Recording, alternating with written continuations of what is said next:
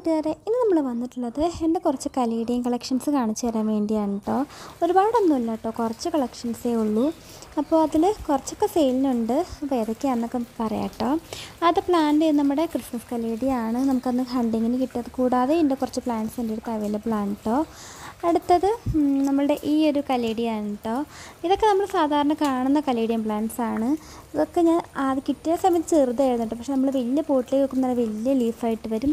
ഇത് നമ്മുടെ റെഡ് കലേഡിയാണ് കേട്ടോ.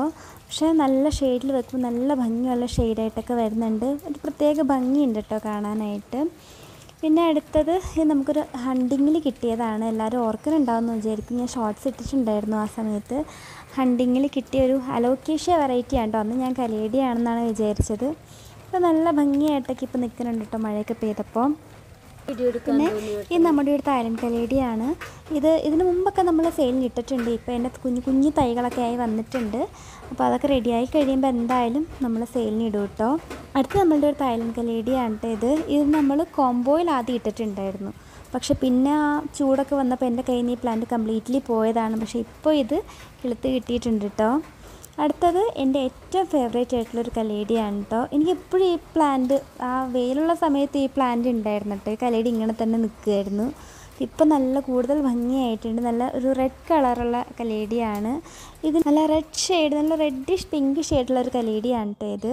ഇനി ഈ പ്ലാന്റ് നമ്മളുടെ കയ്യിൽ ഇപ്പോൾ ആവശ്യത്തിന് സെയിലിനൊക്കെ അവൈലബിൾ ആണ് കേട്ടോ.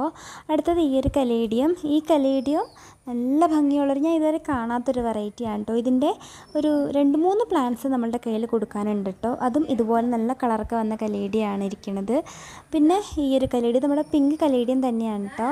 ഇതിപ്പോൾ ആദ്യം ഗ്രീൻ ആയിരുന്നു, പിന്നെ അത് വൈറ്റ് ഷെയ്ഡ് പോലെ വന്നു കഴിഞ്ഞാൽ അത് പിങ്കിഷ് ആയിക്കോളും. അപ്പം കുറേ ഇങ്ങനെ പിങ്ക് കളറൊക്കെ കയറി വന്നിട്ടുണ്ട് കേട്ടോ.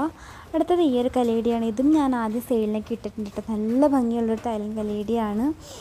ഇപ്പോൾ ഇത് സെയിലിനില്ല. ഇപ്പോൾ എനിക്ക് ഈ പ്ലാന്റ് ഞാൻ പോയി എന്ന് വിചാരിച്ചാണ്. പക്ഷേ എൻ്റെ ഒരു പോട്ടിൽ ഇതിപ്പോൾ മഴ പെയ്തപ്പോൾ ഇങ്ങനെ വന്നതാണ്. അപ്പോൾ കണ്ടപ്പോൾ ഭയങ്കര സന്തോഷമായി. പിന്നെ നമ്മുടെ കുറേ നാടൻ കലേഡിയൻ പ്ലാന്റ്സ് ഉണ്ട് കേട്ടോ. നമ്മളെപ്പോഴും കാണുന്നതാണെങ്കിൽ പോലും നല്ല ഭംഗിയാണ് ഇതിങ്ങനെ നിൽക്കുന്നത് കാണാനായിട്ട്. അതുപോലെ തന്നെ ഈ ഒരു കലേഡിയോ, ഇത് ആദ്യമൊക്കെ ഇവിടെയൊക്കെ ഒരുപാട് ഉണ്ടായിരുന്നു. പക്ഷേ ഇപ്പോൾ എൻ്റെ കയ്യിൽ കുറച്ച് പ്ലാന്റ്സേ ഉള്ളൂ.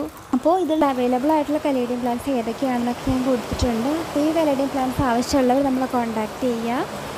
Thank you.